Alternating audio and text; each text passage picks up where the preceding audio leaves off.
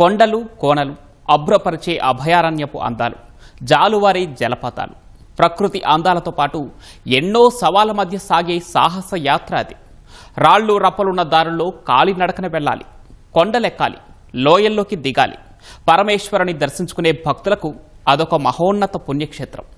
ఒక రకంగా చెప్పాలంటే ఆధ్యాత్మికం, విహారం, సాహసం అన్నీ కలగలిసిన జీవితకాల అనుభవం. ఏటా ఒక్కసారి మాత్రమే కనిపించే వైభవం అదే నాగర్ కర్నూలు జిల్లా నల్లమల్ల అడవుల్లోని సలేశ్వర దివ్యక్షేత్రం. అది కూడా చైత్రశుద్ధ పౌర్ణమి సందర్భంగా కేవలం 3 రోజుల మాత్రమే జరుగుతుంది. అందుకే ఆ లింగమయ్య స్వామిని దర్శించుకునేందుకు ఏటా లక్షలాది భక్తులు తరలివస్తారు. పర్యావరణ ప్రేమికులను, పరమేశ్వరుని భక్తులను, సాహస యాత్రికులను విశేషంగా ఆకట్టుకుంటున్న సలేశ్వరం జాతరపై ప్రత్యేక కథనం.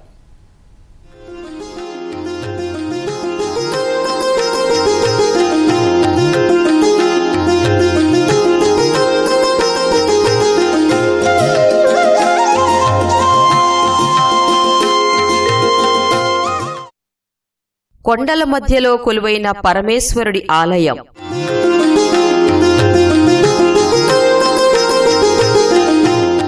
నల్లమలలోని ప్రకృతి ఒడిలో వెలిసిన పుణ్యక్షేత్రం.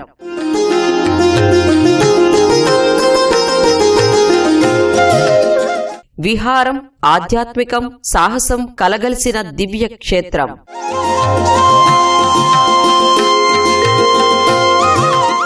ఏటా ఒక్కసారి మాత్రమే కనిపించే ఆధ్యాత్మిక అద్భుతం.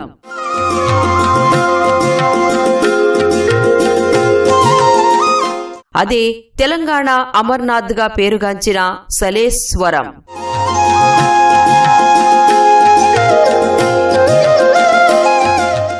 సలేశ్వరం జాతర ఉమ్మడి పాలమూరు జిల్లాలో చైత్రశుద్ధ పౌర్ణమి సందర్భంగా 3 రోజుల పాటు విశేషంగా వినిపించే పేరిది.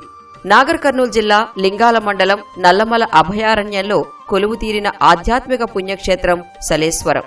లోయలో జాలువారే జలపాతం కింద గుహలాంటి ప్రాంతంలో లింగమయ్య కొలువుతీరాడు. ఏటా చైత్రశుద్ధ పాడ్యమి 2 రోజుల ముందు నుంచి లింగమయ్య జాతర నిర్వహిస్తారు.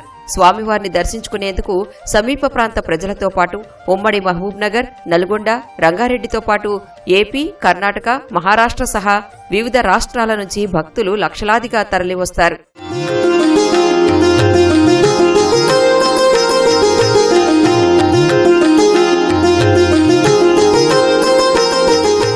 హైదరాబాద్ శ్రీశైలం ప్రధాన రహదారి అమ్రాబాద్ మండలంలోని మన్ననూరు నుంచి 15 కిలోమీటర్లు ప్రయాణిస్తే ఫరహాబాద్ కూడలి వద్ద అటవీశాఖ అధికారుల అనుమతులతో అడవిలోకి వెళ్లాలి. అమ్రాబాద్ టైగర్ రిజర్వ్లో దాదాపు 30 కిలోమీటర్లు దట్టమైన అడవిలో వాహనాల్లో ప్రయాణించి ఆలయ సమీపానికి చేరుకోవాలి. కాకులు దూరని ఈ కారడవిలోకి మామూలు రోజుల్లో ఎవరూ వెళ్లేందుకు అనుమతి ఉండదు. కేవలం జాతర జరిగే రోజుల్లో మాత్రమే అటవీశాఖ అధికారులు లోపలికి అనుమతిస్తారు. ఫరహాబాద్ చెక్పోస్ట్ నుంచి రాంపూర్ పెంట వరకు వాహనాల్లో వెళ్లొచ్చు. రాంపూర్ నుంచి సలేశ్వరం వరకు ఆటోల్లో ప్రయాణించాలి. ఇతర వాహనాలకు అనుమతి ఉండదు.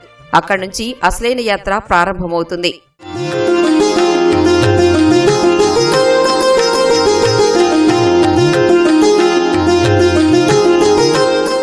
సుమారు 4 కిలోమీటర్ల మేర కాలినడకనే వెళ్లాలి. రాళ్లు రప్పలు దాటుకుని ప్రయాణం సాగించాలి.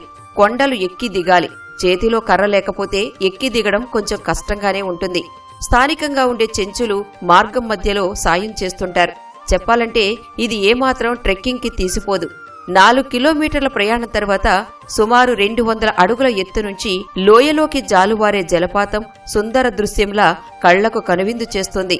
భక్తులు అప్పటి వరకు పడిన కష్టాన్ని మైమరిచేలా చేస్తుంది. అక్కడే లింగమయ్య కొలువై ఉండేది. అక్కడున్న గుండంలో స్నానమాచరించి గుహలాంటి ప్రదేశంలో ఉన్న లింగమయ్యను దర్శించుకోవాలి. ఆ తరువాత వచ్చిన దారినే తిరిగి కాలినడకన రాంపూర్కి చేరుకుంటే సలేశ్వరం యాత్ర పూర్తయినట్లే. ఇట్స్ లైక్ ట్రెక్కింగ్ లాగా అనిపించింది మాకు. ఎక్కి దిగడం ఇదొక లైఫ్ టైం అడ్వెంచర్ లాగా. ఎక్స్పీరియన్స్ బాగుంది. కష్టాలు కూడా ఉన్నాయి. చాలా కష్టపడి ఎక్కినాము. ఆ వాటర్ ఫాల్ ఇంకా పక్కనే గుండంలాగా ఉంది. దాంట్లో స్నానాలు కూడా చేసినాము. సో అన్ని కష్టాల తర్వాత దేవుణ్ణి చూశాక చాలా హ్యాపీగా అనిపించింది. నేను 13 సంవత్సరాల నుంచి ఇక్కడికి సలేశ్వరం రావాలనుకుంటున్నాను, కానీ ఇప్పటికీ అయ్యింది. ఇది డిఫరెంట్ ఫీలింగ్. ట్రెక్కింగ్ అనేది చాలా బాగుంది. కాకపోతే గవర్నమెంట్ కొంచెం పట్టించుకుంటే ఇంకా దర్శనం చాలా బాగా జరుగుతుంది. దర్శనం వల్ల ప్రజలు చాలా ఇబ్బంది పడుతున్నారు. ఇంకొకటి, ఇలాంటిది నార్మల్గా అయితే మనము తిరుపతి, షిరిడి ఇంకా ఇలాంటి వాటికి వెళ్తూ ఉంటాం, కానీ డైరెక్ట్ బస్ ఎక్కామా దిగామా దర్శనం చేసుకున్నామా అని ఉంటుంది. కానీ ఇది డిఫరెంట్. ఇంకా మనకి దర్శనం అనేది అసలు అక్కడ దేవుడి దగ్గరికి అసలు వెళ్ళి చూస్తామా లేదా అనే దాంట్లో కూడా మేమైతే ఉండే అక్కడ సిచ్యువేషన్ చూసి, బట్ లాస్ట్కి దర్శనం అయితే అయ్యింది మాకు. ఈ యొక్క టూరు అద్భుతమైన tour, Saleshwaram tour. Every year ఒక 3 డేసే ఉంటుంది. ఒక అడ్వెంచరస్ టూర్, ఎక్సలెంట్ ఉంటుంది. ట్రెక్కింగ్ వచ్చేసి మనకి ఒక 2 కిలోమీటర్ ఉంటుంది. కానీ హార్డ్ ఒక గుట్ట అనేది స్ట్రేట్ ఉంటుంది, ఇట్లా దాన్ని కూడా ఎక్కి వచ్చేసాం. అది ఎక్సలెంట్ టూరు. దర్శనం మంచిగా అయింది. కాకపోతే ఫెసిలిటీస్ అనేటివి లేవు. సలేశ్వరం జాతర స్థల పురాణం చూస్తే నల్లమల అడవిలో కొండ గుహల్లో పాండవులు అరణ్యవాసం పూర్తి చేసి అజ్ఞాతవాసంలో ఇక్కడే బస చేసినట్లు చరిత్ర చెబుతోంది. వారికి ఇబ్బంది కలగకుండా ఈ క్షేత్రానికి కొన్ని కిలోమీటర్ల దూరంలో ఉన్న కృష్ణానది నీటిని శివుడు ఇక్కడికి రప్పించినట్లు ప్రతీతి. అందుకే ఎత్తైన కొండ గుహలపై నుంచి దిగువకు జలపాతం పారుతుంది. ఇక్కడ శివపార్వతులు తపస్సు చేసినట్లు శాసనాల ద్వారా తెలుస్తోంది. సలేశ్వరాన్ని మొదట శైలపురంగా పిలిచేవారని, రాను రాను సలేశ్వరంగా మారిందని చరిత్రకారులు చెబుతున్నారు. పురాతన కాలం నుంచి ఆలయంలో చెంచు పెద్దలే పూజారులుగా ప్రత్యేక పూజలు నిర్వహిస్తున్నారు. పౌర్ణమి రోజు ఆతర పెరిగిపోతుంది. పౌర్ణమైన తెల్లాన్న కాడ నుంచి ఆతర తగ్గుతుంది. తగిన కాడ నుంచి ఈ పౌర్ణానికి ఇక్కడ ఎక్కడెక్కడ ఉన్న నీలజలాలు కూడా ఎక్కువైపో పారుతుంటాయి. అప్పుడు ఇక్కడికి మునులకి, ఋషులకి అమృతధారాలు అంటాయి ఈ నీలజలాలు. నీళ్ళకి ఇబ్బంది పడకుండా, దేనికి ఇబ్బంది పడకుండా, అందుకని ఆ లింగమయ్య అంటే వాడు మనకి నీలజలాలు పెట్టించింది. పోయిన సంవత్సరం కాడ నుంచి ఈ సంవత్సరం కాడ నుంచి ఆతర చాలా పెరిగిపోయింది సార్. ఎప్పుడు నడవలే, ఇదే ఫస్ట్ టైం. దర్శనం మంచిగా అయింది. నిజంగా దేవుడు ఉన్నాడు ఇక్కడ కాబట్టే మాకు దర్శన భాగ్యం కలిగింది. నడుచుకుంటూ దేవుడు ఉన్నాడు కాబట్టే నడవగలుగుతున్నాం, ఎక్కుతున్నాం, దిగగలుగుతున్నాం. ఈ ఏజ్లో కూడా నేను ఎక్కినా దిగినా అంటే నాకు ఆ దేవుని కృప ఉంది కాబట్టే దేవుని దయ నా మీద ఉంది. మేము ప్రతి సంవత్సరం సలేశ్వరం జాతరకు కంపల్సరీగా వస్తాము. వస్తుంటే ఈ అడవి ప్రాంతంలో ఫరాబాద్ దగ్గర దిగి అక్కడి నుంచి రోడ్డు ప్రాంతంలో బయలుదేరి ఇక్కడికి చేరుకున్నాం. అటవీ మధ్యలో వస్తుంటే అంతా ఎప్పుడు లేనటువంటి ఒక అత్యద్భుతం కలుగుతుంది. ఆహ్లాదకరమైనటువంటి వాతావరణంలో మాకు చాలా చూడముచ్చటగా చెట్లు అన్నీ చూస్తుంటే చాలా అద్భుతంగా ఉంది. శివుణ్ణి దర్శించుకోవడం అనేది సాహసంతో కూడిన యాత్ర. ఈ కొండల నడుమ గుట్టలు దిక్కుంటూ చాలా రాళ్ళు అన్నీ తోచుకుంటూ కింద పడుతున్నా కూడా మేము ఆ యాత్రని మేము కష్టంతో లింగమయ్య దర్శనానికి ఇంతవరకు చేర్చుకున్నాం. కోరిన కోరికలు తీర్చే కొంగు బంగారంగా భక్తులు లింగమయ్యను కొలుస్తారు. ఎంత కష్టమైనా స్వామివారిని దర్శించుకునేందుకు లక్షల సంఖ్యలో భక్తులు వస్తుంటారు. పర్యావరణ ప్రేమికులు, సాహస యాత్రికులు, చిన్నపిల్లల నుంచి ముసలివాళ్లు అందరూ వస్తున్నాం వస్తున్నాం లింగమయ్య అంటూ పాదయాత్ర కొనసాగిస్తారు. రాళ్లబాటలో చేసే పాదయాత్ర ప్రకృతి అందాలతో పాటు భక్తి పారవస్యంతో నిండిపోతుందని భక్తులు చెబుతున్నారు. అన్ని రకాల అనుభూతుల కలయికతో సలేశ్వరం యాత్ర మరువలేని జ్ఞాపకంగా మిగిలిపోతుందని అంటున్నారు.